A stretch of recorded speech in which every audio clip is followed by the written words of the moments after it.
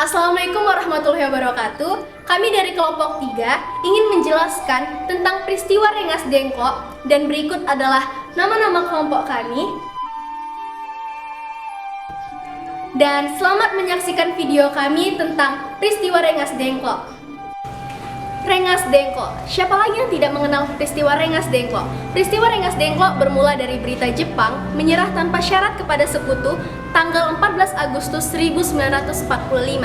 Penyerahan tanpa syarat itu terjadi setelah kota Hiroshima dan Nagasaki dibom oleh negara Amerika Serikat. Setelah mengetahui awal mula peristiwa Rengas Dengklok, ada makna yang dapat kita ambil dari peristiwa Rengas Dengklok tersebut.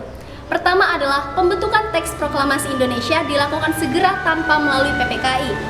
Mendesak Insinyur Soekarno dan Muhammad Hatta untuk segera memproklamasikan proklamasi. Juga menjauhkan golongan tua dari pengaruh Jepang dan mempertegas bahwa proklamasi merupakan bagian penting dari perjuangan bangsa Indonesia. Tanggal kejadian. Peristiwa Rengas Dengklok terjadi pada tanggal 16 Agustus 1945. Soekarno dan Hatta dibawa ke Rengas Dengklok. Di Rengas Dengklok, para pemuda menjalin kesepakatan dengan golongan muda dan golongan tua. Golongan muda diwakili oleh Ahmad Subarjo dan golongan tua diwakili oleh Soekarno dan Hatta. Kesepakatan itu berisi tentang pembaca teks proklamasi kemerdekaan Indonesia yang harus segera dipercepat pelaksanaannya.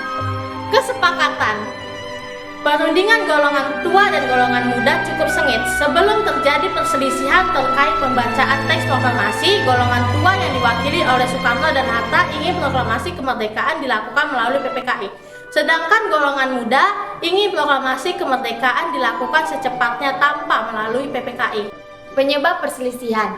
Golongan muda tidak ingin pembacaan proklamasi kemerdekaan melalui PPKI karena mereka menganggap PPKI sebagai badan buatan Jepang. Dan golongan muda khawatir jika proklamasi kemerdekaan dibacakan melalui PPKI karena akan dianggap sebagai pemberian dari Jepang.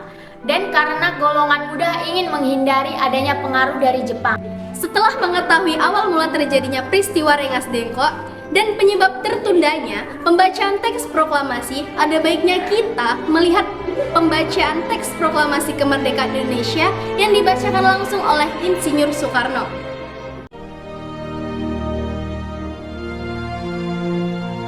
Proklamasi. Kami, bangsa Indonesia, dengan ini menyatakan kemerdekaan Indonesia. Hal-hal yang mengenai pemindahan kekuasaan dan lain-lain diselenggarakan dengan cara saksama dan dalam tempo yang sesingkat-singkatnya. Jakarta, 17 Agustus 1945, atas nama bangsa Indonesia, Soekarno, Hatta.